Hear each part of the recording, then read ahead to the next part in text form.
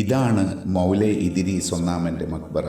പ്രവാചകപുത്രി ഫാത്തിമ ബീവി റളിയല്ലാഹുവിൻ്റെ മകൻ ഹസൻ റളിയല്ലാഹുവിൻ്റെ പേരക്കുട്ടിയാണ് മൗലൈ ഇദ്രീസ്. ജനിച്ചതും വളർന്നതും അറേബ്യയിലായിരുന്നു.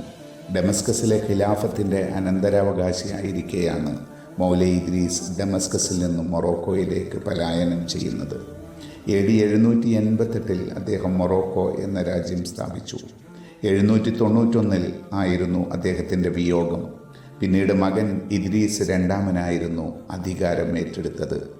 ഇവിടമായിരുന്നു അദ്ദേഹത്തിൻ്റെ ആദ്യ ഭരണ തലസ്ഥാനം. മൊറോക്കോയിലെ വിശുദ്ധ നഗരം എന്നറിയപ്പെടുന്ന ഇവിടം 1995 മുതൽ യുനെസ്കോയുടെ ലോക പൈതൃക പട്ടികയിൽ താൽക്കാലിക ഇടം നേടി.